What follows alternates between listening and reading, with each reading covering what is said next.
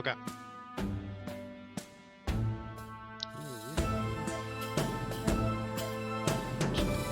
Yep.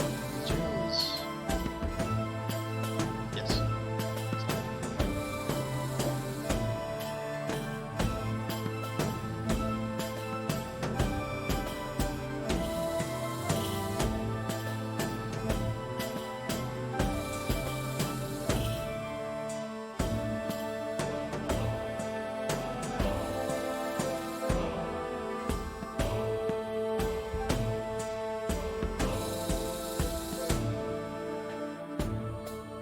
Yeah, sorry.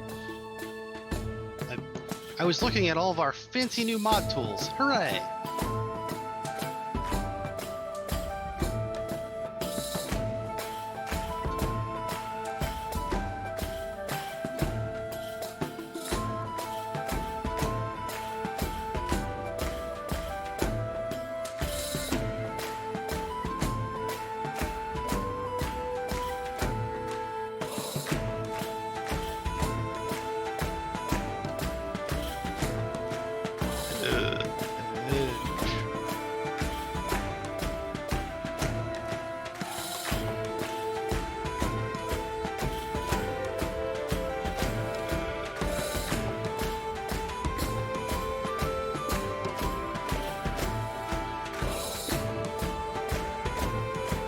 Or just that they can hear us.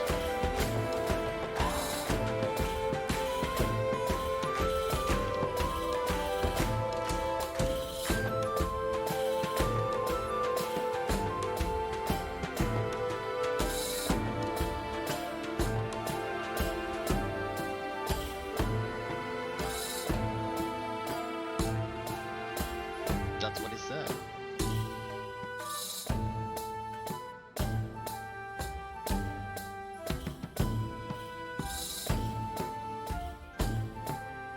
I mean,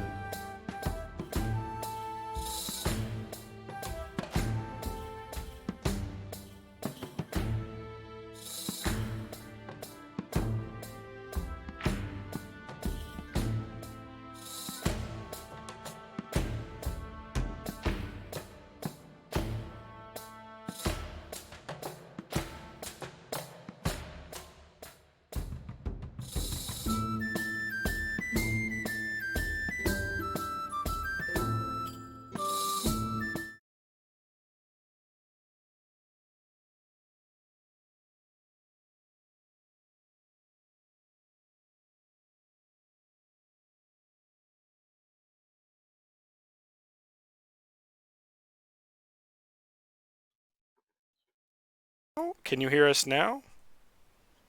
Tiny Ozora or Klein. I am so Mr. Smithwick. All right, you can hear us now. I'm so sorry about that, guys. I am. This is my first time driving all this, so my apologies. No sound kick up high. All right. I'm getting sound from my end, and everyone else is doing thumbs up. So, oh, there we go. Okay. So, welcome. This is the Games Tavern Happy Hour. Rob and I are basically going to be trying to sit around and go into a little bit more of how to actually talk about what we're looking at here with this great hobby that we have. So today we're going to be digging into a various introductions of RPGs and other tabletop gaming kinds of things that you can do. Mainly because I know a lot of people in my life have asked a lot of questions like, what is this thing that you do? What is this hobby that you're in? Usually phrased less politely than that. But we thought we'd start a series there. But before we get going anywhere else on that, there thank you, Critical Overload. There is a little bit of news in the hobby that is worth mentioning. D&D Beyond is currently having a great promotion right now for pushing out free content for everybody that's stuck at home. So I highly recommend checking them out. Right now, I believe it's Lost Mines of Phandelver, which is either in their starter box or the Essentials box. Correct me if I'm wrong on that one, Rob. But it's in one of those I two. believe it's in the starters box, but Yeah. honestly, I haven't looked in a long time. Starter. Thank you, Mr. SMF Wick. It's a good adventure. I've actually heard really good things about it. It's one of the ones that I picked up the starter box recently and haven't had a crew to run it for yet, or even taken out of the shrink wrap yet, but it's it's one that I'm excited to try and get digging into. I've heard really good things about it. But before we get started with the main show, Rob, have you been doing anything hobby-wise recently? So I have been working, which is weird, but also taking some time out, making sure I've got some of our pre-planned one-shots ready to go. We talked about this. Reed asked me to take a look at doing Star Wars, so I've Oh got yeah, some Star Wars, the Fantasy Flights game version of Star Wars, ready to go. yeah, you've mentioned that a couple times. I think it's going to be a really fun time. I've personally never played it, but it sounds like a good system. I've heard nothing but good things about it. Personally, I've been doing a lot of painting. Uh, I've managed to get my hands on the new Gazskull Thraka and Other People box, but it's all Gazskull Thraka. But it's so I've been working on that. It's a beautiful model, but He is a big model. Yeah, it's a lot of red and yellow paint you got to get in there. I've put about 15 hours into it, and I'm probably about halfway down. It is. I mean, that said, I also paint like an hour for each of my space Gretchen, space goblins. So everybody's a hero in my army. I work on one army a year. Uh, Hey, as long as the skin's green, it's fine, yeah, right? exactly. So before we get too derailed there, let's talk about tonight's show. So we mentioned this is good. Yeah, right. This is going to be an introduction to RPGs in general. We're going to be talking about a bunch of different stuff. This isn't going to be specific things for any one system. It's really sort of an overall genre hobby episode today. We're going to be digging into more specific points later. And before we get into any of these, there will be some advice coming out of here. I've been doing this hobby for about 15 years as both a player and a game master, dungeon master, narrator, judge, whatever your system is. Rob, how you've been doing it for quite a while too, right? Yeah, 25 plus years. Yeah, so we have a decent amount of experience under our belts here, and that said, any of the advice that we push out is just our random bits of information, our bits of advice, our perspectives on this. If you are playing a game, running a game, part of a team, and you guys are already having a great time, feel free to ignore any advice that we're pushing out on this one. It's the number one rule at any table is if most people walk away happy most of the time, having had a good time, you've won. Your team is, we can't beat that. Fun is the number one goal, and if Yep. you're having fun and we're telling you you're doing it wrong, we're wrong. Yeah, it's not a. There are very few right. There's no right way actually to play these games. There are a couple wrong ways, and more often than not, those things become very apparent very quickly. Uh, so we're not going to be getting into those at the moment. But if you have anything that's, if you have a good group going on, you got a good group. Don't worry about trying to make that work. Trying to listen to two weirdos on the internet typing out our ideas. But while we're going on here, a couple things to keep in mind. We have a whole bunch of we have the Twitch chat that's going on right there. So as we're going through topics, if you guys have any questions, feel free to let us know. Type them in the chat. That's that side. I think that side.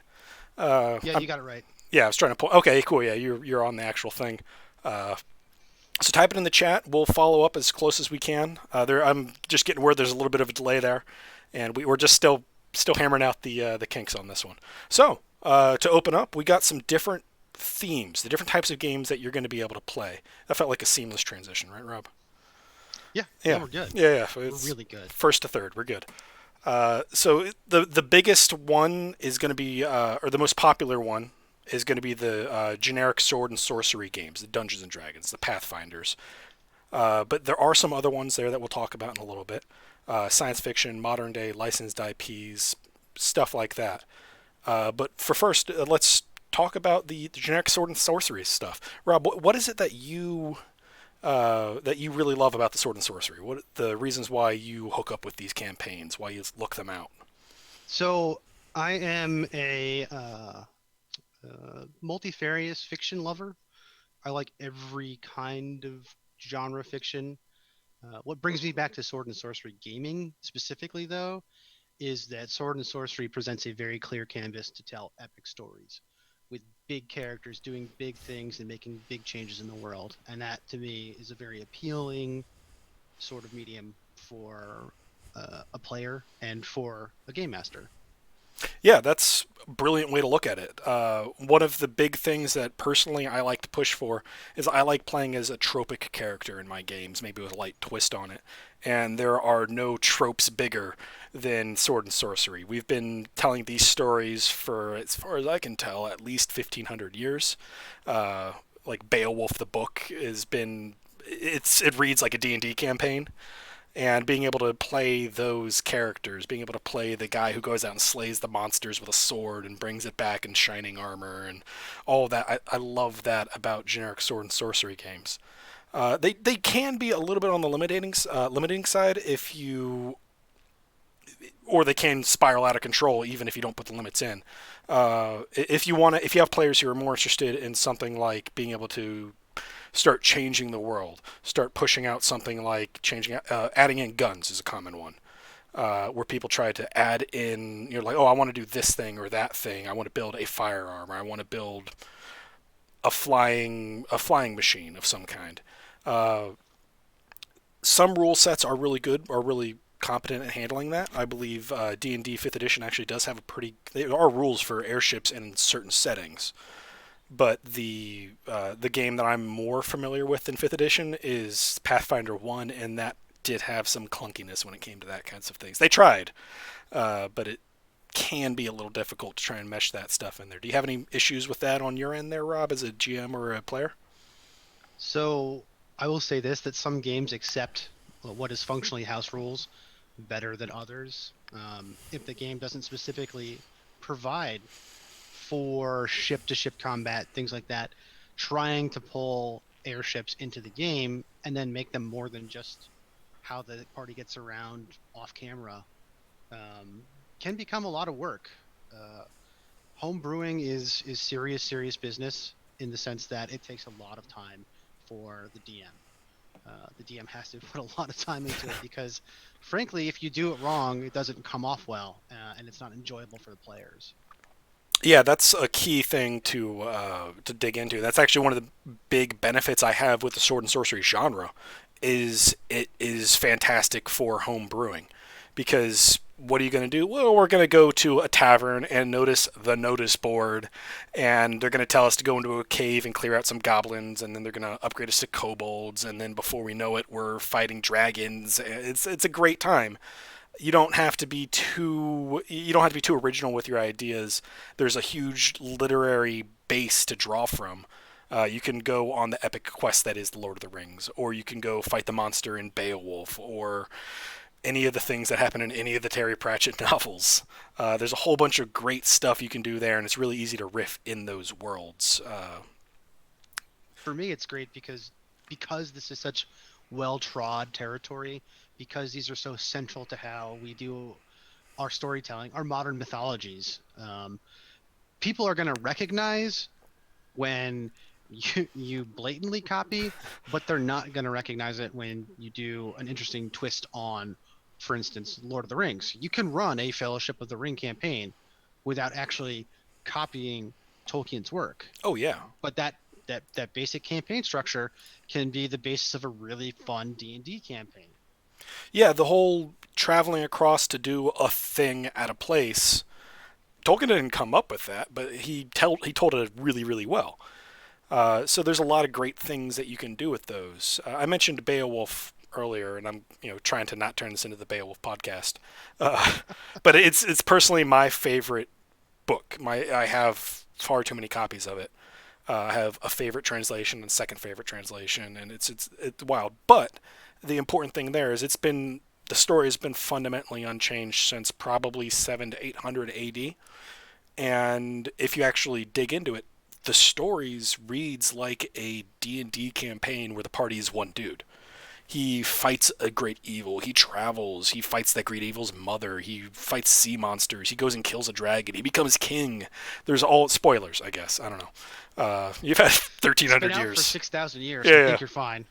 But it's The point there being the themes and messages that come out of sword and sorcery games are something that we've been telling around campfires for thousands of years, and that's I think one of the greatest appeals to them. Yeah, I'm with you on that one. The Kalevala is actually one of my favorite stories, and that's probably because the main character is a bard who goes around barding and basically bards the crap out of things. It's not everyone can do it, but when you can, it's important work. Yep. Now that's a horrible segue, but that feels like the end of that conversation. We can move over to the other sort of side of that coin there, and go with the science fiction side of things. Now this isn't the Star Trek, Star Wars. We're going to get into that kind of stuff later, but this is more the bespoke universes that are for themselves. The science fiction gaming that happens there. The two that come to the top of my head for that are Starfinder and Paranoia. Starfinder itself, I thought actually had a really good job of tying the Pathfinder world to some indeterminate time in the future. But it did a really interesting job in doing that, and then being able to bring in laser weaponry along with the same idea of you can have your space lizard monster go and beat someone with a laser axe. And Paranoia is, I believe, bunker combat. People live in a bunker that's terrified of communists and secret societies, and everyone's a member of a secret society, and you have clones. It's a whole different thing. But are there any sci-fi games that are particularly tickling your fancy there, Rob? So straight up, ignoring the big boys in the room, I'm a huge fan of Traveler, and I really really love Kevin Crawford's Stars Without Numbers. Right. You were talking about that earlier about how it's sort of a canned universe generator. Like you don't have to plan ahead. You can just sort of roll it up. You want to go into that a little bit? Sure.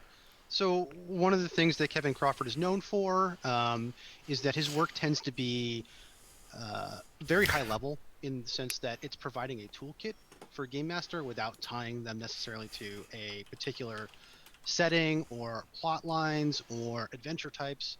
He's basically handing you a toolkit and saying, "Here's how you can generate a planetary system, and then here's how you can generate a whole bunch of planetary systems, and then here's how you can generate an entire galaxy." In a way that doesn't require you to spend hours and hours of time doing it. Yeah, that's huge. I know. I tried running a Starfinder campaign. I tried honestly running the one that came out of the box, sort of their pre-built uh, 6-part adventure path campaign. I enjoyed it. Unfortunately, my biggest hang up with the system was it had a very clearly defined universe, which I was not fluent in. I did not know everything that was going on in this universe, on this planet, on in this city. So I had to do a lot of homework as a game master to make that work, and it was almost impossible for me to actually riff in that universe. It was an IP I was unfamiliar with, and that sounds like a great way to sort of shellac over that and get past those small little problematic areas. No, I agree. Stars Without Numbers and all of Kevin Crawford's games, honestly, are a huge asset to any game master who's looking for a set of tools that'll help them develop a setting quickly. Now, are those Stars Without setting? Numbers is does have a default campaign. I should be clear about this. Like, there is a default campaign that's included with all of his games, but it's sort of like a suggestion, like Okay, somewhere for you to start. sure. Yeah, that sounds like a really good time. Now, are these settings, their world generation rules, can those be used in other settings if you take out the starship travel? Yes, as a matter of fact, I have used the Stars Without Number world generation stuff for Traveler and for Star Wars. So, I you mentioning traveler is actually is kind of a good point there because we have our client in the comments celebrating that someone's mentioning traveler. I personally haven't tried it. I know it's sort of a blind spot in my gaming history, but you mentioned you've run games for it. Yeah, so there are realistically, let's say there are three versions of Traveler that when we're talking about Traveler, we're talking about it. There is third edition, which is I guess High Traveler. There is Traveler D20, which is a D20 based version of Traveler, which is fine. You know, if D20 is your jam, it's an easy way to get into Traveler's universe, which is a very interesting and sort of well trod universe. And then there's Traveler Fifth Edition, which just came out, I want to say like 5 years ago. Um, so relatively new in gaming terms. and it's a streamlined, slightly less. Um, I don't want to say silly because that's not what Traveler is, but slightly less tongue-in-cheek Okay. look at the Traveler universe than third edition was. Yeah, because Traveler was coming out around the same time that the Douglas Adams series was getting pushed out, so that was sort of what fun sci-fi was. Now, the fifth edition does not have anything to do. It's not a Traveler skin over fifth edition Dungeons and Dragons, right? Because I know a lot of people might think about that. With there's a couple other companies that are making modules that are this thing fifth edition, even though it's the first time they've published that. It means it's for fifth edition Dungeons and Dragons. This is not that. Yeah, no. The fifth edition of Traveler is the fifth edition of Traveler using something that's closely related to the original rule set. Okay, cool. Traveler D20 is most closely related to D20 Modern, which is sort of between Stop it. 3.5 and fourth edition D&D. Okay. Yeah, that's Traveler's an interesting thing that I would love to play some of. So when maybe next time we get a one-shot opportunity, we can try and get that going on the stream. I, I am willing to try running Traveler 5th edition. I haven't run Traveler 5th edition, so it'll be a fun experiment, I guess. Yeah, it's sort of the granddaddy of science fiction gaming. So it seems worthwhile trying to get some of that on the stream there. Now, another gear shift there is we're going to talk about sort of another genre or theme that you can. Yeah, cat. This is Beowulf. He names his cats after his favorite books. Yeah, his companion cat's around here somewhere. His name's Weeloff because they're best friends at the end of the book, and by best friends I mean a servant and a dying old king. But anyway, the next thing that we want to talk about, the next sort of theme or genre that you can have with gaming, is going to be a much more nebulous kind of thing. We're calling it the modern day, but that's going to be anything between basically early 1900s to today, and all of the alternate universes that come out of that. The biggest ones that I could think of were going to be the Gumshoe or Vampire the Masquerade or any of the other White Wolf games that live out in that universe. Right, yeah, those World of Darkness games. So those are something I honestly don't have a whole lot of experience with. I've been in one or two sessions, and those have been not my jam, but that could just be the group that you didn't mesh with the group, or the DM had was having us meet on Fridays. Nothing wrong with Fridays, but I wouldn't game there. So a couple things like that on Fridays. Yeah, exactly. So this is going to be more you than me on this one. I don't have a whole lot to add to the modern day side. So you started well. World of Darkness is what it is, which is to say that if you are really into games that are crunchy without becoming mathematically intimidating, the World of Darkness games are probably where you want to be, at least starting out. Vampire, Mage, Werewolf, Hunter, Changeling, I've played all of them. I like all of them. I would play all of them again. Okay. There are a couple of other games that use a similar system to the World of Darkness games that I think are worth mentioning. Scion just got its second edition published.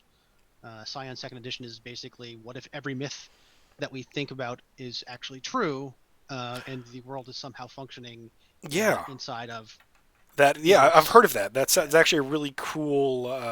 That seems to actually sort of be a theme common to a lot of the modern day games, where they pick some bit of lore, but Scion's the only one that took just all of the lore, all of the history that ever happened. Scion said everything is true relative to the game that you're playing. So if you decide that something isn't true in your game, that's true in your game. And you mentioned Gumshoe. Gumshoe is a fantastic game. I wish more people were familiar with it, because it teaches you as a game master so much about how to properly run a game. And it does that simply by saying, here's how you run this game. Not, you should become a better game master by doing these things. No, here's how this game is run. And if you run it correctly, lo and behold, you become a better game master. Yeah. Well, that's just anything Robin Laws kicks out. It's right. He's a brilliant game master, brilliant dungeon master, brilliant just game runner overall. He has a whole bunch of really good stuff going on there. I wish I had a way to push. I had thought about this beforehand, have a link to it, but there's a PDF flying around somewhere out there. That's Yeah, Robin's Robin's Laws. Laws. Yeah, it's if you are running, and this is there we go. Yeah, if you are running games, if you're on the business side, of the screen, you got to check out Robin's Laws. I'll try and figure out a way to Google that and find the PDF for it. But it is some of the best advice I've ever received for running a game. Just a bunch of different ways that you can look at and figure out what everyone wants, and figure out all that. But we'll go into a lot of this stuff when we get into our tips for Dungeon Masters series or Games Yeah. Masters. So I will say that there are a ton of games and even really genres out there that we're not going to touch on in this conversation. And just because we're not talking about them doesn't mean they're valid. Doesn't mean they're good games. Or not good games. Or not good games, right? Yeah. Yeah, these are just things that are off the top of our heads, things that we know. We have a very limited. While we have been playing for 40-ish years between the two of us, we still are not. We still have not played everything. We still haven't had every experience out there, which is where we want to try and get connect with you guys, hear what it is that you have to say. On that note, I'm hoping that this is a question you might be able to answer regarding 5th edition Traveler. This is from R. Klein 1963. Does 5th edition Traveler sort of conserve energy in how ships work? We did horrible things due to older versions not conserving energy. Are you familiar enough with 5th edition to go into that? So my level of familiarity with the 5th edition rules isn't deep enough to really answer that question. I will say that one of the things that they said that needed to be addressed was how the fuel rules work, because in 3rd edition, for the folks that are not familiar, 3rd edition Traveler had a set of rules for how starships operate that made it very difficult without planning your routes properly to actually successfully pull off a trade run. Like, one of the jokes about Traveler, it's a high fatality game because you can actually die in character generation. I But love those kinds of games. Those are my favorite. the actual game itself is also pretty high fatality because it's very easy to make a mistake that you cannot recover from. Yeah, that makes sense. So, Rob, I'm so sorry we are unable to actually answer that question there, but we'll look into it for you. But yeah, high fatality games are honestly one of my favorite things about being able to game. I know that we stand on sort of different ground on this, Right. And we'll unpack that a little bit in mechanics, but save it for the where we get angry and debate at each other in person. No bayonet charges, I promise. Okay. Well, we'll get to that eventually, maybe. So we've covered generic sword and sorcery. We've covered the science fiction. We've covered modern day, and by covered I mean we reference that they exist. There is one that I didn't include on this list, so I'm sorry I'm going to spin this at you. But the post-apocalyptic. I don't know how I completely forgot about this when we were talking about it, but these are things like Apocalypse World, or my favorite post-apocalyptic game is actually it's Mutant Crawl Classics, which is the post-apocalyptic version of Dungeon Crawl Classics, which is Okay. the high fatality, shenanigans driven. You write up 4 characters because maybe you'll have one at the end of the session kind of game. Oh. But all of these sort of tie into the world has ended in some kind of degree, and you can go around in Mad Max or Fallout or do whatever Metro 2033 it up as you want. And so there's a lot of really interesting ways to go out and play those games. Have you had any experience with those or? So I just want to pause here and say that there are some very interesting things to be said about post-apocalyptic settings and the regular genres that we play in. Someone observed that almost every fantasy setting is actually post-apocalyptic. Oh yeah. So let's be clear. We're talking about post-modern apocalypse. Yes. Well, that delves into a whole nother philosophical, historical argument. It was like, yeah, every civilization had an apocalypse. So one of the ones that I enjoy that people aren't necessarily going to realize is a post-apocalyptic, post-modern apocalypse game is Shadowrun. Yes. Shadowrun is a very, very, very beloved setting that has gone through iterations of very, very hated rule sets. Yeah, they've been through a lot of different. I've never actually played Shadowrun besides I think 2 sessions. Both of them were years apart. and it just wasn't for me. I'm not in a huge cyberpunk aesthetic myself, but I've heard very, very good things about it. It's very complicated. It has a whole, or not rules. What is rules complicated? But it has a very rich lore to it that you have a hard time finding outside of another game that hasn't had, 30 years of runtime effectively. It was one of the first role playing games to really stand in and own the idea of the game itself having a meta narrative that is advancing regardless of what the players are up to. Yeah, that's an interesting point to actually dig into, because so many of the games people want to be the Fellowship of the Ring, or they're the guys who go out and save the world, and what they do matters. They're the Dragonborn from Skyrim. They're the Wanderer from any of the Fallout games, but a lot of games out there just simply don't have that. Where it's just you're just another person in this universe, and Shadowrun does a really good job of pushing that out, where what you do does technically matter, but Right. you're not going to change the world. It presents a good separation between globally matters and matters for the ability of the heroes to pay their rent. Yeah, that's really what we're all trying to do, right? Hmm. So, So I actually do want to talk about Apocalypse World because, oh my goodness, Apocalypse World is such a great system. oh, it is. I've played 2 games of Apocalypse World, and I loved both of them. It's a very interesting system. So for the unfamiliar, Apocalypse World was originally a game called Apocalypse World that uses the mechanics that are familiar with the 2d6 rolls, and you set an objective and you meet the objective or you don't meet the objective, and doesn't matter what happens, you keep moving forward with the story whether you succeed or fail. um, those have spun out now. There's a whole bunch of powered by the Apocalypse games.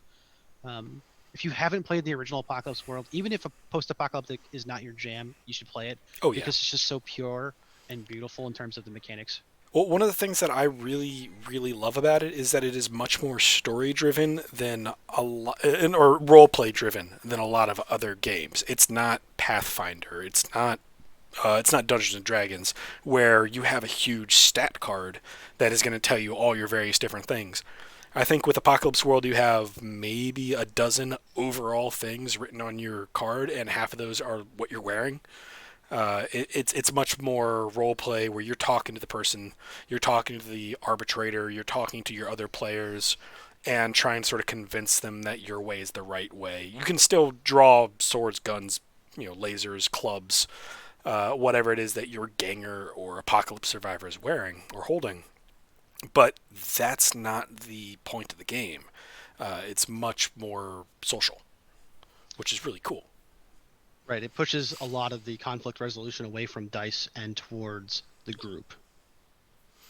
So we're gonna kick this out to the stream chat out there, just in case anybody, because we have a couple new people joining in.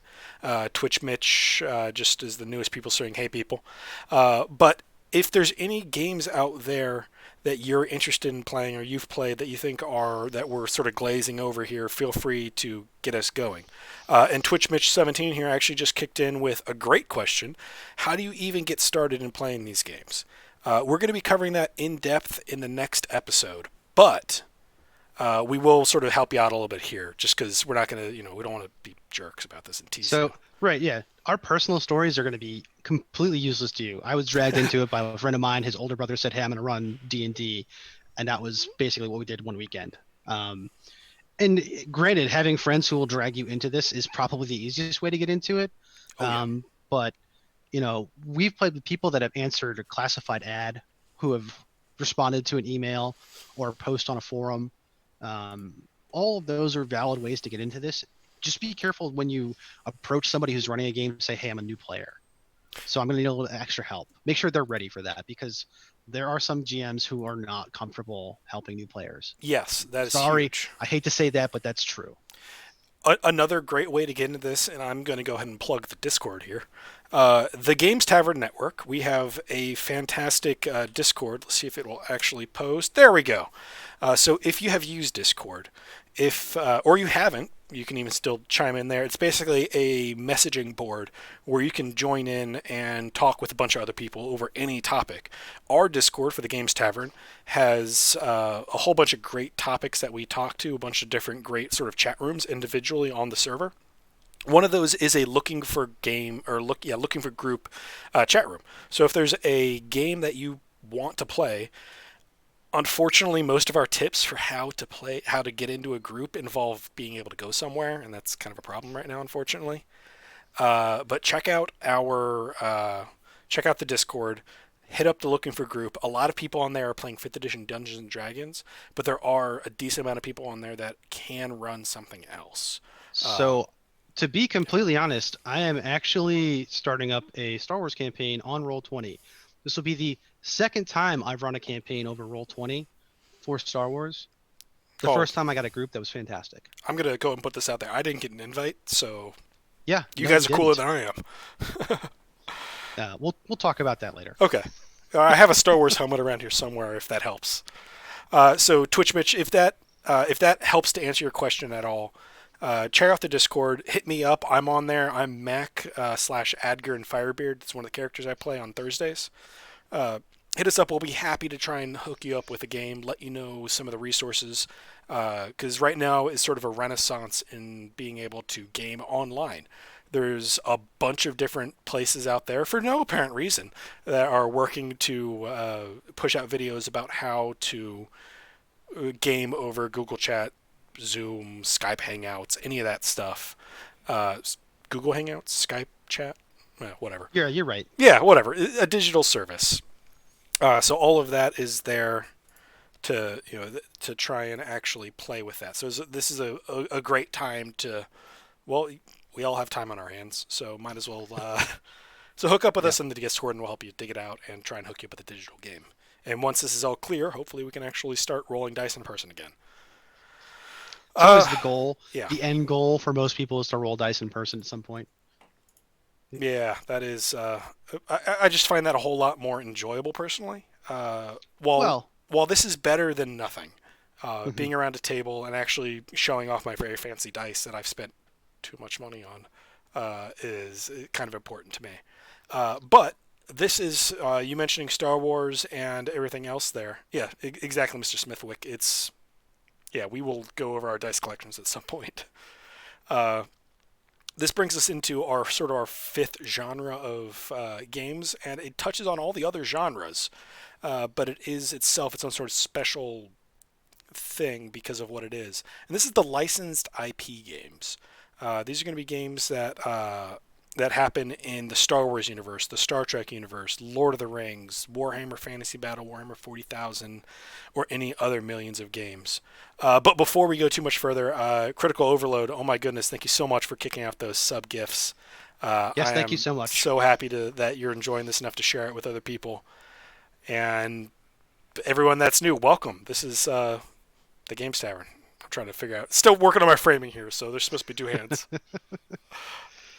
Yeah, I guess we'll start that off with because I've admitted now that I love Star Wars and I play Star Wars Who doesn't RPGs. love I've been Star playing Wars? Star Wars RPGs since, holy crap, probably like 1995. It is my jam. Like, I've played every version of Star Wars RPG that's been released. I love Star Wars RPG. Um, and I love it in part because you're right. Those constructed IPs that have a pre-generated world around them. If you know that world, if you love that world, you're going to have a blast playing there. Yeah. Especially if you're running the game, because the chances of a player knowing something that you don't know are pretty high. But the chances that the players know something that you don't believe is true about the entire setting is very low. Yeah, that's. I mentioned my problems that I was having with Starfinder previously because I simply didn't know the universe and I couldn't riff in that universe. Right. A game that I've picked up, I'm going to say recently, but it was really like a year and a half ago. It's the new 40K RPG, Warhammer 40,000 RPG, Wrath and Glory. And it's got a weird mechanic thing, which we'll talk about in a minute.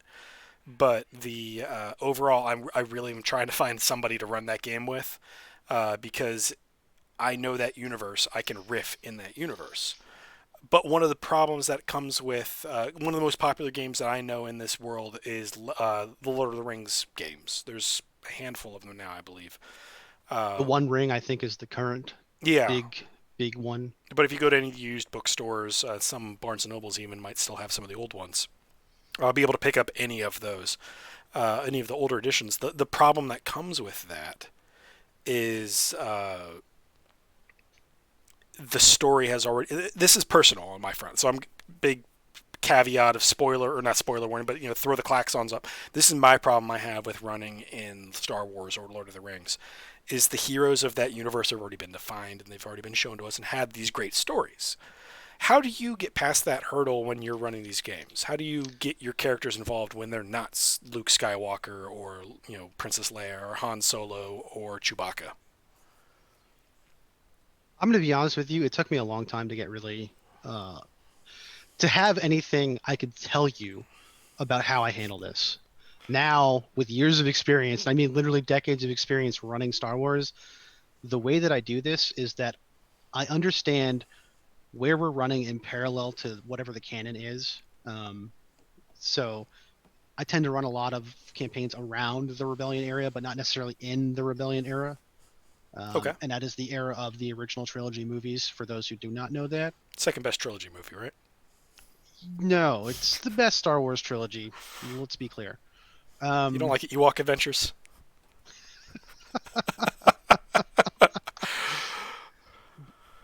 But there's a lot to worry about, a lot to juggle, because you have a whole bunch of characters who are moving around doing things that are galaxy shaking, are very important, but it's a huge galaxy. There's a lot going on. In particular, you need to understand, when is it inconceivable that the characters group would not be where everybody else is? So like incidents in Star Wars, specifically like Scarif, the Battle of Scarif. Yeah. Yeah, their group is likely going to be there, which means you need to figure out how you're going to run the Battle of Scarif for your group. Off screen, I believe, would be the answer there. That's... Ideally, yes, but it's a huge space battle, so you can actually run your group in the space battle. Oh, sort of carve it up and be like, hey, you guys are in this small quadrant fighting off these TIE interceptors or whatever. Right, you guys have you were assigned a bombing run against this capital ship. Yeah, that sounds, make it more manageable chunks and sort of carve out where everyone stands in there. That makes a lot of sense. The other part is that when you're running normally, you're running a normal campaign, make sure that you point out when big events have happened in the timeline. So, for instance, if your group, for whatever reason, wasn't involved in the Death Star assault, which is very possible, make sure that they find out about it a week or two after it happened, but they find out about it, and that's a big deal for everybody around them. That makes a lot of sense. So we have R. Klein, 1963 here kicking in. The D&D campaign he played as an undergrad was what they called Third and a Half Age of Middle-earth.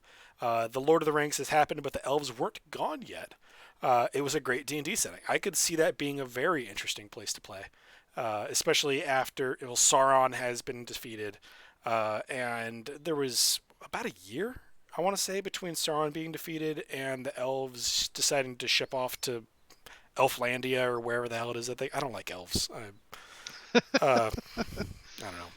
Pointy fucks. I think you're right. I think it is about a year, because there's an entire part of the Lord of the Rings saga that never made it into the movies. Well, it made it into one of those 13 endings, like right.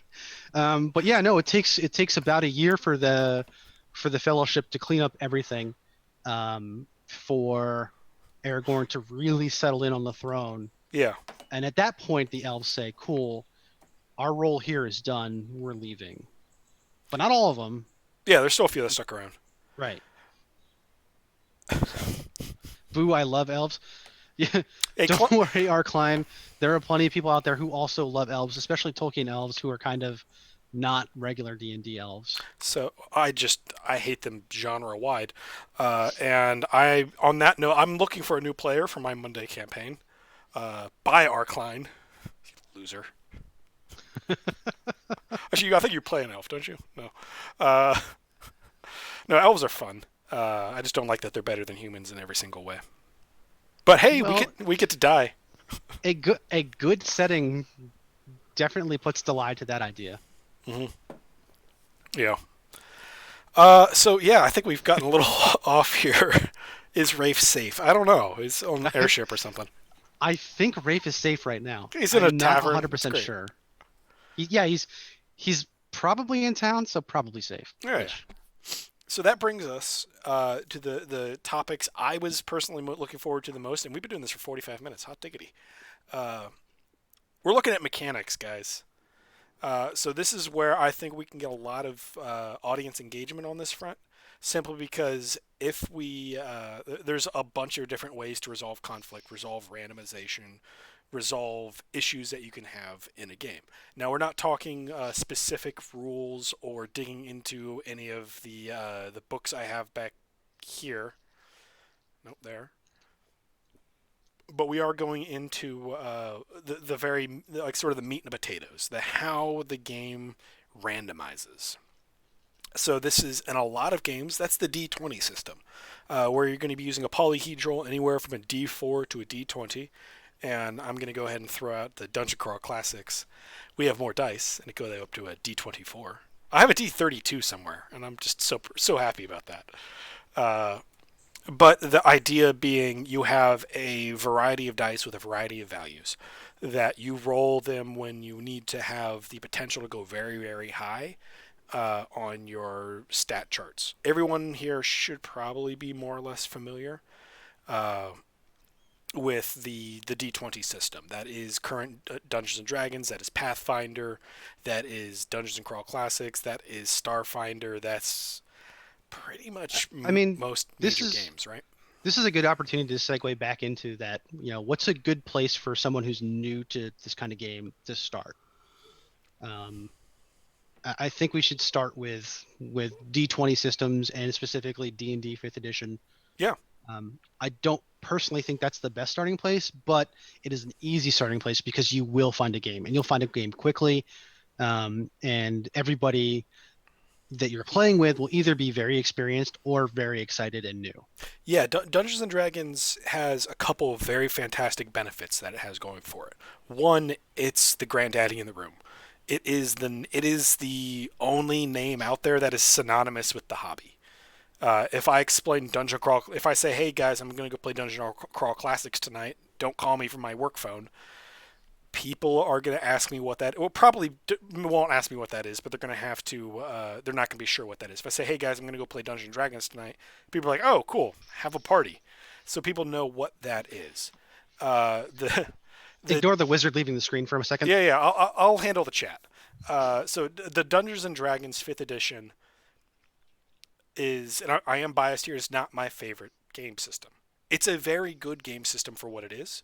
It's a great game system for getting people in the door, and it is frankly probably the reason why uh, role-playing games are now socially acceptable. They are. It has done the most amount of work in the past 4 or 5 years. I think is how long it's been around. Basically, it's the game that if you want to play this, this is your gateway game, and it's a great way to get started. If you never progress past Dungeons and Dragons, there are far worse games that you can land on. It is a good game. It's a very good game system. I would say it's a great game system. Uh, Not my favorite, but it has everything I could want.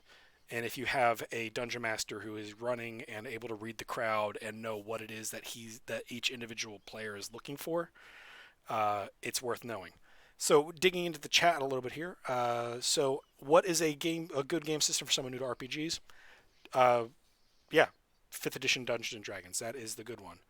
Uh, The we're real gonna answer is whatever game your friends are going to play. Yes. If you don't have a group of friends that are getting into it, Dungeons and Dragons fifth edition. If you do have a group of friends, whatever it is they're playing, that's the right way to do that. For the D20, that is what Rob was just holding up there. That is the D. Anytime we're talking about a D number, that is the number of sides on the dice. So it's a dice 20 system. Dice 4, dice 12, dice 8, dice 6. Your standard Monopoly dice that you would have. Those are D6s. Those just a standard cube. Oh wait. So, real quick, when we talk about D&D Fifth Edition, we are actually talking about the Fifth Edition of the game. Um, Most of the editions of D&D are relatively familiar in terms of all of them use that D20 for the basic rolls. Yes. Your combat rolls, your skill rolls, your saves are all using those D20s. Um, it's old. The whole D&D genre, like the whole D&D game, is old. It's about First 45 years, I think, edition's is what it just. 1977. No, 1975, because Yeah, somewhere around here I have my order form for the 45th edition. I thought. Well, I thought Chainmail was 75, and the first edition of D&D was 77. Ooh. No, I'm gonna go with. I'm gonna stand firm on that because they in December of 2019 they released their 45th anniversary dice set, Yeah. and it So has embedded sapphires, which are 45 years of game. It's yeah. very, very hard to. Didn't play till 1979. Klein, God, get out of here, newbie. Yeah. What are you doing, man? Come on, that's amateur. Um, so there's been five. Well, actually, there's been more than five, but really five iterations of the game. I think 7 is Um, the technical number. yeah, seven is the technical number. D&D Fifth Edition is a fully modern RPG Yep. that incorporates a lot of the lessons that we've learned the hard way over the last 25 years. It has, action mechanic dice. It has role-playing tools that you can use, like the inspiration mechanic. Um, and it has a very streamlined roll system. Yes. The previous edition that most people played, 3.5, was a lot more dice intensive, and it took a lot more time to resolve anything as a result. Yeah, if you've played any of the D20 systems, basically any major role-playing game until about a decade ago, really was using the D20 systems, and more major ones have come up since then that are running off and doing other things, which we'll get into in a minute. But the D20 is sort of a quintessential iconic thing. It's actually in the Games Tavern logo, I believe. Yep, I say as I can actually look at it. No, it's not in the Games Tavern logo. Well, it is. not in the logo. I can see. Okay, It's that's somewhere fair. in there. But it's the dodecahedron. It's a 20-sided polyhedral, and it's literally this is the only use for it. You don't play it in Monopoly. You don't use it in anything else. It's for role-playing games. Yeah. So if you want to get into role-playing games and you do not already have a group, you got to go into 5th edition. A dodecahedron. Well, come on. Well, He I'm. should know that because he should know that the dodecahedron actually has 12 sides because it's dodeca. I don't speak You don't Latin. speak Greek? I don't know. I Come on, studied man. I studied Old English, man. That's my dead language. I don't know what you want out of me. I want ancient Greek. Come on, man. Oh, okay. Well, I can. No, not happening.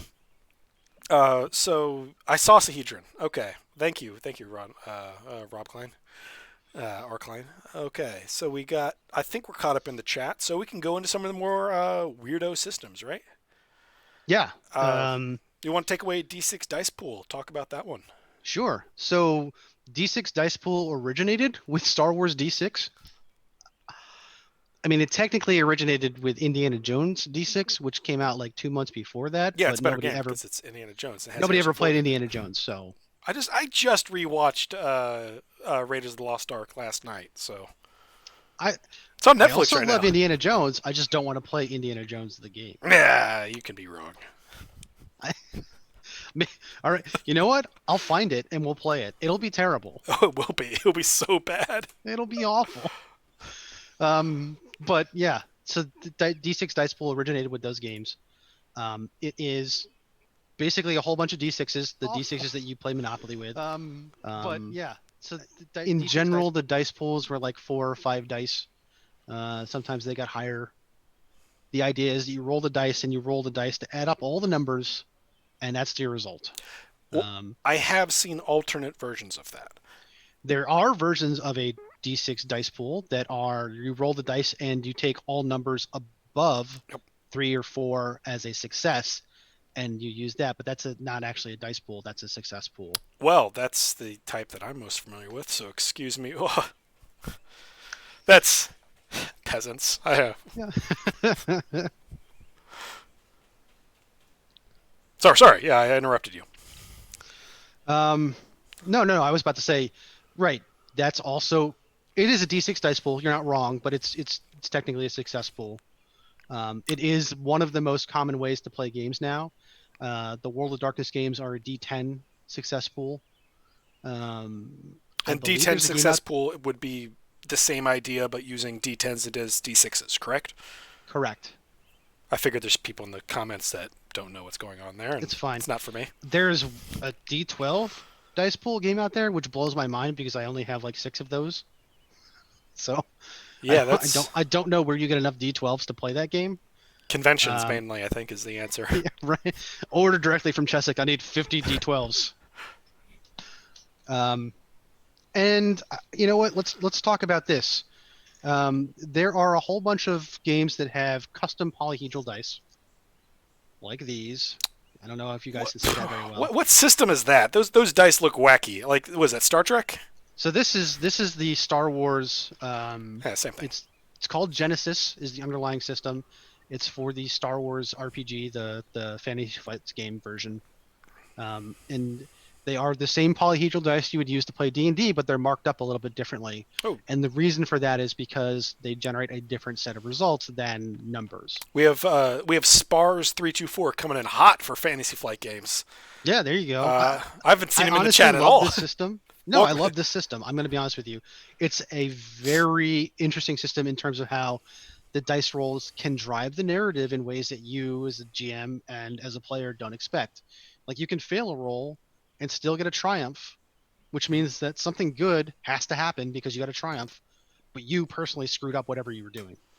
yeah, that's actually very fair. I like the idea of failures leading to not failure, Hmm. where a failure can be a setback or redirect where things will be going, but it still doesn't. It's not like well you didn't meet the 5 that we were looking for, so your character dies horribly.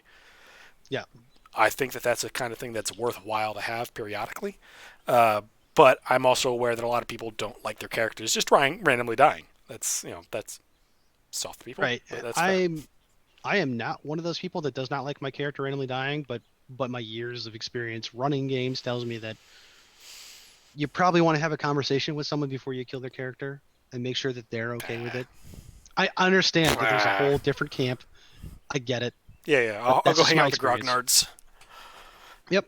But on the Fantasy Flight Games side of things, I believe they had a couple different boxed games that were D20s that I thought were actually really good. There was there was Descent. I believe that was Fantasy Flight, right?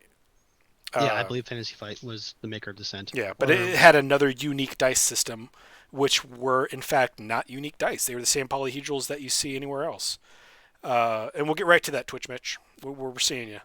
But then they also had a Star Wars one, Star Wars Rebellion, I think. yep. Uh, and I played both of those. Both those are good games. Descent is impossible to lose. The Star Wars one is almost impossible to win. Hmm. You have to be racket on a rat. You have to be like rocket smooth each time that you go somewhere, and you have Yep. to. There's a very tight clock, but it was a really good way to show how you can fail and still not derail the story. They had a building tree arc, and it was very interesting. I only GM'd that though, and my players hated it because I followed the rulebook and kept killing them all. So sorry, guys, if you're watching this from New Jersey. I mean, if the rules tell you to kill them, that's how you got to Yeah, do it. right. Yeah, that's how that works. But TwitchMish17 has a great question here. Do you need to have dice for these games? Ideally, yes. Conveniently, if you can buy these pretty much anywhere, uh, or by anywhere I mean any like a local comic book store or Amazon even has them. But you really only need what is that? 7 dice, 6 dice, 7 dice, something like that. Apparently, I've swallowed some of my dice. You only need You only need one set of dice. If you pick up a polyhedral set, and if you're buying only one set, I'd aim to spend about $12-15 on a good set of dice. You can buy them for significantly cheaper on a couple websites that may or may not be importing from places abroad rather cheaply. I would avoid that because there are apps that simulate this, but there is something to be said about rolling dice. If you have no resources to make this happen, you simply can't get things delivered to your place. Amazon is saying that they'll deliver your order to you in June. you can download or go to websites that do randomized numbers within the bounds that you set them. Say roll a virtual d4, 6, 8, 12, 20. It's all good. But yeah, Amazon is a good resource for that. You can also go to a lot of websites that have them. ChessX is probably the most common place to be getting standard no frills D20 sets or D6 sets. Those are the ones that I've used a lot of. What? Sorry, cat's screaming near me. So there's a lot of places that you can go to pick up dice. What you want to look for are a D20 or a polyhedral dice set. I'll go ahead and type that in the chat there just so we can roll. Nope, that doesn't look right. Roll. Nope. Okay, never mind. I'm not going to type that in. I don't know how to spell it. But it'll have a D4, a D6, a D8, two D10s, a D12, and a D20. Those are the dice you need to make these games go. Polyhedral dice set. Thank you, Mr. Smithwick. Those are the dice sets that you need to make these things go.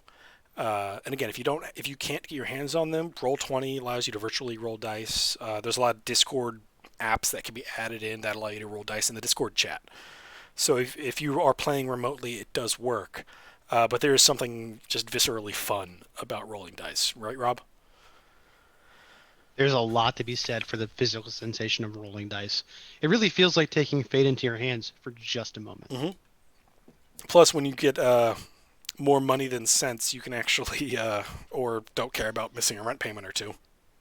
I've bought some heavy copper dice. Actually, I think they're bronze, not copper. There's copper and bronze.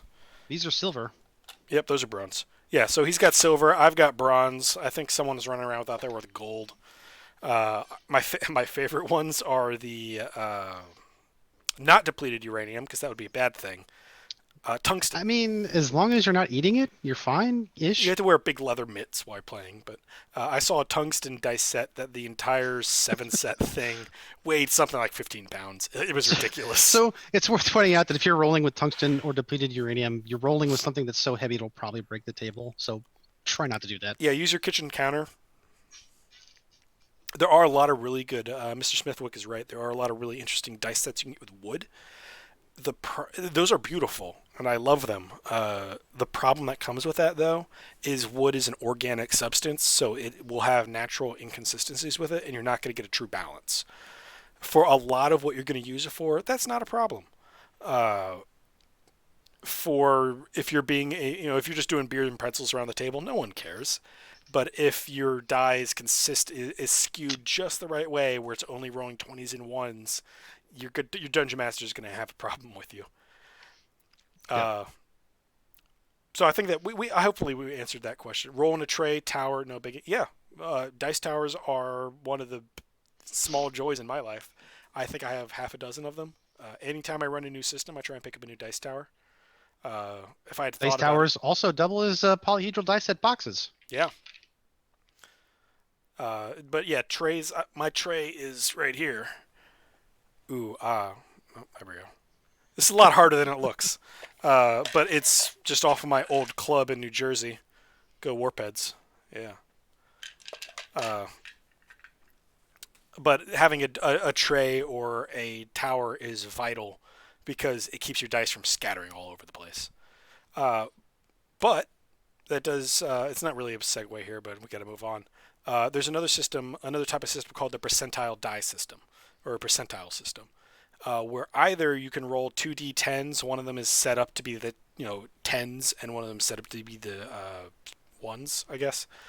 One of them is 0 to 9, and one of them is 00 to 90, 0, 10, 20, 30, etc. And what those represent is your ability, you roll those and it'll tell you what it is that you have, what your percentage chance is, and it does come out to be a true percentage, I believe. I don't think that its numbers are weird. I have seen D100s, but those are a pain in the ass, honestly, because they're just big balls. Size of a baseball, and yeah. They don't stop rolling. Yeah, I saw one that had where it had 100 sides, and it was in a sphere. It was a perfect sphere. It was cool. But on the inside, there was like a marble that was rolling around. It would slot into a peg on the inside and counterbalance it. Yeah. But it's still that made the thing baseball softball size. It was ridiculous. Two Yeah. d10s is the way to go. What that does for you, though, the only system that I can think of off the top of my head that did that was the old Warhammer 40,000, and yeah, the old Warhammer 40,000 system is the only one I think of that did that. Yep. But basically, it's like, hey, what are the chances of this being able to happen? And you try to roll under yours, basically a modifier, and then try to roll under that thing that happened. So if it's like, oh, I want to fire this cannon to destroy that building over there. It's already lined up for me. Well, that might be a 15% check. Are you not going to screw this up, basically? I'm sorry, try to roll over, not under. Uh, hey, Mr. Smithwick, thank you so much. 100 bits there. That's you're not only giving out great advice, you're giving out bits. I thank you so much, man. The percentile system is very interesting for people who are sort of math nerds, and they know the percent. A dungeon master that's like, hey, it was an 80% chance that you're going to be able to do this. Roll under 80 and you get it. There's a 15% chance you're going to be able to do this. Roll under 15 and you got it. And you have some modifiers to be able to move the number up and down, but that's basically the system how it works. For the depleted uranium. Well, we use tungsten here because it's safe and has the same ballistic properties. I mean, DU is fine as long as you don't like lick it. So now we're a depleted uranium podcast. I know a guy. Anyway, no, you're right. D100 is a fairly rare system, but for the pure game theory, math probabilities nerds, it's probably the most enjoyable. And Uh, it's probably the biggest benefit I can think of for it is it's a easy homebrew system. You have no rule sets. What you want to do is you want to go on an excursion and do a thing, but you don't want to play what the man tells you to play. You don't want to play Dungeons and Dragons or Pathfinder or any of that. You want to play your system, damn it. So what you do is you grab your 2d10s and you have a party. You're like, oh yeah, that's like a 40% chance for you to be able to do that. Make a roll. Roll under 40, you win. So that's really the only benefit I can see in that system is if you really want to. I'm sorry, I'm trying to still frame myself while getting comfortable. Uh, if you, yeah, it allows for small increments in abilities for characters, and it allows you to really fine tune where it is the difficulty class of that action. So we've covered most of the big gaming or the big dice based systems. And again, the way that all of these dice are trying to do is trying to institute a way to randomize and sort of balance out the ability for a thing to happen, for your characters to do something. It's a conflict resolution system. Some dice or some systems don't use dice at all, and these are the ones that I personally find simultaneously the most interesting and the most boring. On the most boring side of things, I have seen systems that do Rochambeau or rock, paper, scissors to solve problems. Almost exclusively in the live action role play, so running around with swords and wearing cloaks and capes and pantaloons and stuff like that. I love that myself. I'm a yeah, huge nerd on that front. there's there's something to be said about the simplicity of the Rochambeau in Hmm. the moment, especially when you're Rochambeauing to determine whether or not the hit you just landed on somebody actually landed. Yeah, and I have seen some additional ones where it's or some modifier ones where the Rochambeau isn't a success or failure, but it's instead, hey, I swing my sword at you, and in a LARP, for instance, I swing my sword and I hit you. Okay, we Rochambeau to see if it's a glancing blow or if it's a critical hit or you cut my head off, Right. stuff like that. I Yeah, don't no, like that because like it's I said, binary yes no. Rochambeau is an arbitration system where you very quickly get to an answer, which Hmm. is the whole point of these. Like dice are an arbitration system. Yep. One of the most unique systems that I've seen, and I'm gonna sing their praises until the apocalypse. So a week ago, uh, is the Ragnarok system. They don't use dice. They use a tile system where everybody has a small pool that as you level up, you get more tiles that can go into your bag that you then start sliding around on your character sheet. At the beginning of every turn, you end up drawing a certain number of character or tiles as per one of your stats, and then you can use those tiles to do actions or defend or heal. And it does some very interesting stuff. So it includes the randomness, but it has a very rich storytelling capability on there. To And me, that system is wonderful, but it feels a lot like I played a game that used dominoes as its arbitration system, yeah, and it feels a lot like that. There's a lot of strategery involved in how you're playing your chits. sorry, I'm just sort of getting out of the way for the cat. There we go. All right, someone reacted. Yeah, that's Beowulf again. He's a needy little turd. He's a ham. He is a ham. Yeah, he's destroying my SETI also. Ooh. Yeah, whatever. It's garbage. But yeah, that's the dice system versus the tile system. It all does play into that. And one of the biggest things that you have to talk about when you're talking about your mechanics are what kind of gameplay are you going to want to have. I know a lot of people out there will say role play versus role play, the ROLL versus ROLE. I'm not a huge fan of that system myself, or that description myself, but it does kind of have some points. Are you going to be, are your actions and fate going to be more determined by the dice that you roll, or the role playing that you as a person are going to be giving, the back and forth dialogue, the social stuff that's going to be going on in the play? I like that a lot more. I'm a big fan of the social talking our way into and out of problems, being able to rationalize. Because for me, one of the big points, one of the things that RPGs and tabletop games have that you don't get when you're playing Skyrim is the social interaction. I go to the local game store, I go to the games tavern to play games with my friends, to get out of my house and interact. Right now, it's all, oh, he's gone, but it's all me and my cats hanging out in the condo, and this is awful. But being able to get out of this space, go do something with people I want to interact with, and interact with them to the umpteenth degree to make something happen, I personally really enjoy that. No, I mean you're not wrong. The physical interaction of gaming is a big factor in why so many of us continue to do this year after year, after decade after decade. Yeah.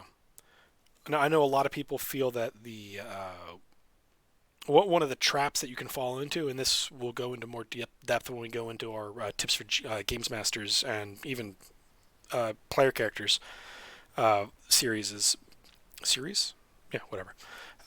One of the big traps that you can fall into is sitting around waiting for, oh, it's my turn, I roll the die and a thing happens. It's like, no, there's a lot more to the game than just that mechanical thing, and if it's boiled down to that point, it might be worth maybe having a session or two that does not have any combat encounters, just so you can get the group back into the role playing scenario. Yeah. Yes, you're right, Twitch Mitch. Skyrim is fantastic. I would boot up my Steam to, I don't want to say brag, but sort of shame myself for how many hours I've put into it. It's measurable in weeks, and I've bought it like 5 times. But it's as great as it is. Sometimes I just want to sit across the table with my friends. Sort of the extreme end of that, and I got a lot. I got to admit, I'm very happy about this. Segue is LARPing, live action role play. Until I moved down here into Virginia, I was very active in a LARP in New Jersey. And once a month, basically, we'd go out in the woods. We had a huge campground that we would end up using, and we would spend a weekend running around as our characters. The rules were all mental. You had a character card that you put in your pocket and would pull out later when a judge yells at you for ignoring your rules or something. But the idea was you would be able to have... Hang on one second. Sorry, there's a lot of helicopters flying over. It's noisy. But there was a lot... you would have a character card in your pocket that would represent what you could do, or what your character could do extremely. The problem with that, and sort of the benefit of that, is as good as you could on your card say you're the best swordsman in the planet, but if you aren't actually competent with a sword or with our style of fighting, it was not actual fencing style fighting, you could be like, I'm the best swordsman ever, and then you get just beaten to death by some kid with a foam sword. So it had a lot more physical skill than actual roleplay skill. Roleplay skill was vital there because you were supposed to stay in character the entire weekend, but it does sort of have a different feel than it is when people are sitting around the table for a 3 to 4 hour session. Have you done any LARPing on your end there, Rob? I have. And I will say, to me, one of the absolute funniest things was the people who were like, "Oh yeah, I'm going to play a rogue. I'm going to steal so much money," who had no idea how to pick pockets, had no idea how to run a scam, Yeah, had no idea how to do anything that a rogue does.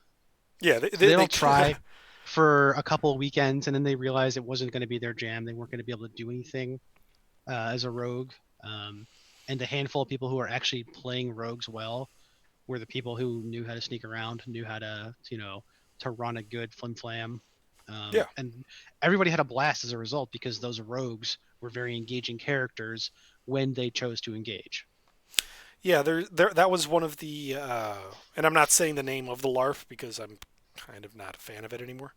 But that was one of the problems that we had with it was by the time I was getting ready to leave, it had been the LARP had become too much of what was going on was on your card as opposed to what you can do and make your character go out and do. Like, well, I understand, yeah, I'm not going to go out and do cartwheels in the, I play an acrobat. I'm not going to go out and do cartwheels and shoot a crossbow while I'm halfway in the air and then catch a rope and swing around the battlefield.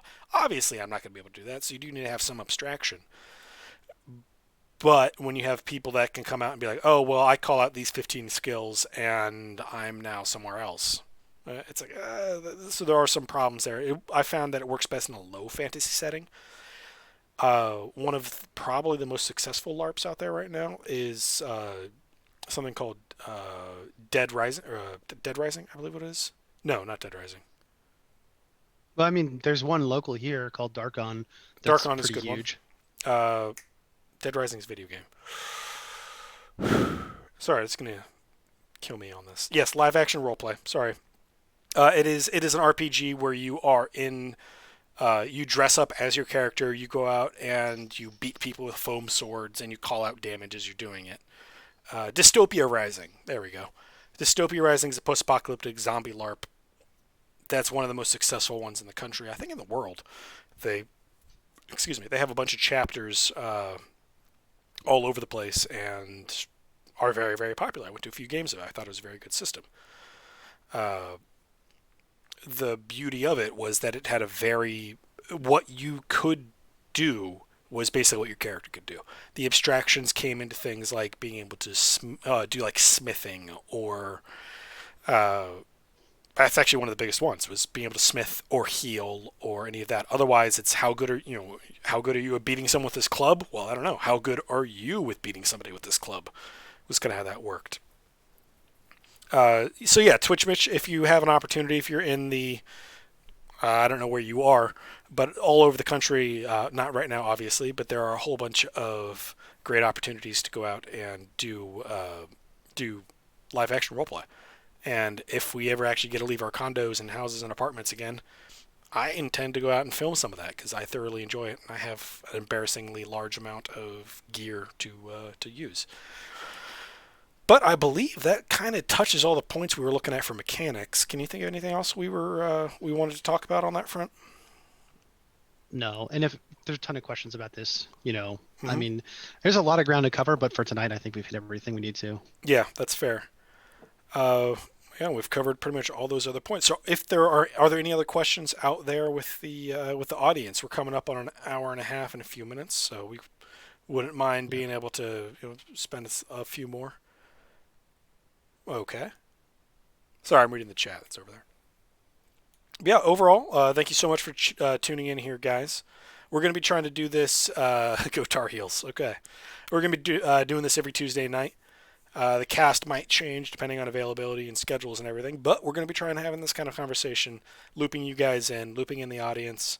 Hopefully, at some point, we'll actually be able to sit in a tavern next to each other again.